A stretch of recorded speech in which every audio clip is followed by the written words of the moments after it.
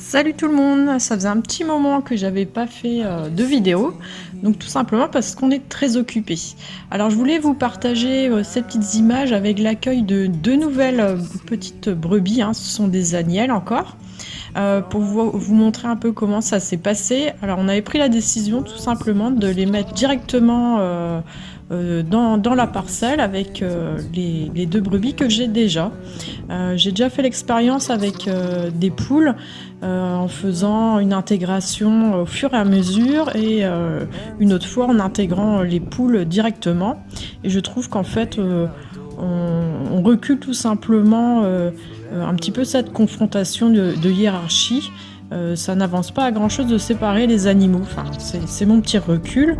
Et j'ai pas eu tort, puisqu'en fait, au bout de quelques minutes, elles se baladaient ensemble en petits troupeaux. Alors c'est assez rigolo et il faut faire aussi attention quand on accueille des animaux. Il se trouve en fait qu'elles sont, j'ai pris chez deux éleveurs différents mais vraiment proches de chez moi, hein, à une dizaine de kilomètres. Et en fait elles sont cousines. Donc les trois petites sont cousines, elles ont le même grand-père. Donc si j'intègre un mâle, il faudra que j'aille le prendre certainement dans un autre département. Je pense que c'est ce que je vais faire. Donc cette année, ce sont des jeunes filles, si on peut dire, donc il n'y aura pas de mâle, hein, ça sera une année sans petits agneaux. Je les laisse grandir, puis s'habituer aussi au terrain. Alors ça se passe plutôt bien avec les brebis. Alors elles boudent complètement mon abri, hein. Elles vont pas dedans, elles vont juste pour... j'ai mis une pierre à sel pour les minéraux, donc elles vont juste un petit peu la grignoter, boire un petit coup. J'ai pas mal observé, bon, j'ai aussi une caméra qui me permet de les surveiller. Et non, elles ne dorment pas là, elles dorment dans le bas du terrain en fait, où c'est très abrité. Donc ici en fait. Alors j'en profite pour vous parler donc de mon projet de pré-verger. Donc ici, ce que je compte faire, c'est planter tout un tas d'arbres francs. Donc ça va être principalement du pommier. Donc j'en ai une dizaine que j'ai semé au printemps. Alors ils sont pas bien grands, ils sont en pot pour l'instant. Je vais les intégrer cette année et je viendrai les greffer l'année prochaine. Je me suis acheté une pince à greffe. Moi, je vais tenter le coup, hein, on verra bien. Et l'idée, c'est que tout leur enclos soit entièrement arboré.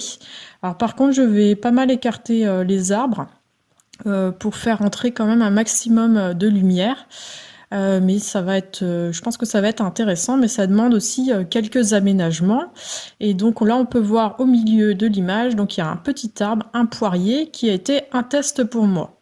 Quand je les ai intégrés, tout simplement, je n'avais pas mis de grillage. Je voulais voir si elles s'en approchaient, qu'est-ce qu'elles allaient faire autour de ce pauvre poirier.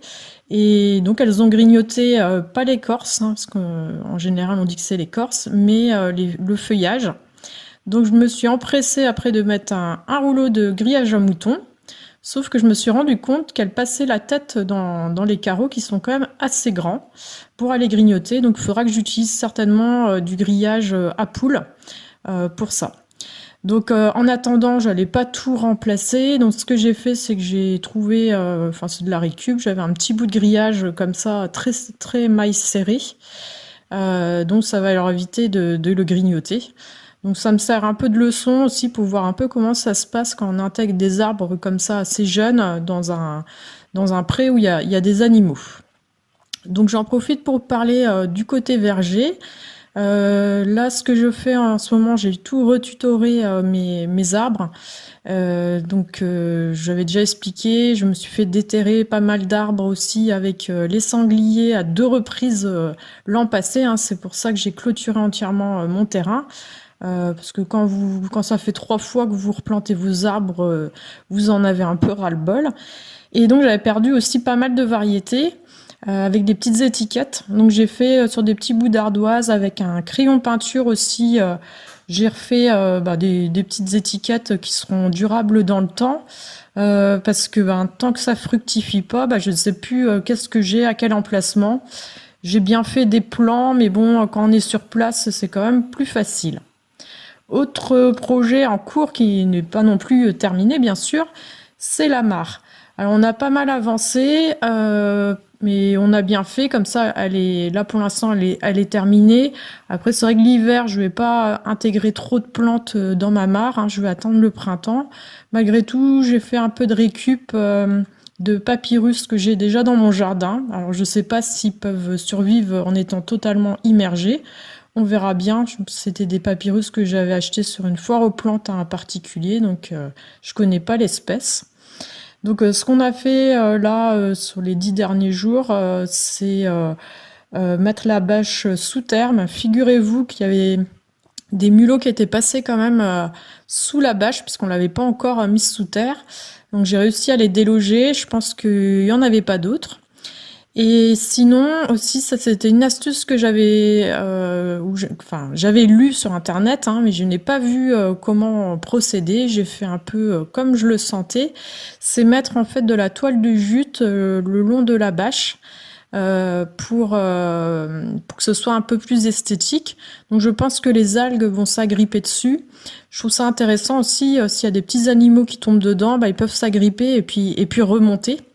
Donc ça coûte pas très cher, c'est 3 € le mètre. Là, j'ai acheté un rouleau de 10 mètres, donc ça m'a pas suffi pour tout faire le tour.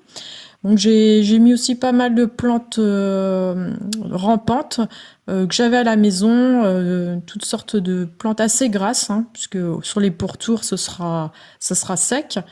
J'ai acheté quelques-unes aussi en jardinerie. Bon, l'idée, je pense que je vais mettre du pouzoulane autour pour que ça fasse, que ça stabilise un petit peu le temps que les plantes poussent, parce que chez moi, les graminées, c'est toujours un petit problème, c'est quand même assez envahissant. L'idée, c'est que j'intervienne pas trop au bout de quelques temps.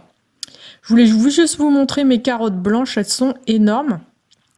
Donc au potager, je fais pas grand-chose en ce moment, à part enlever les cultures fanées et donc pailler.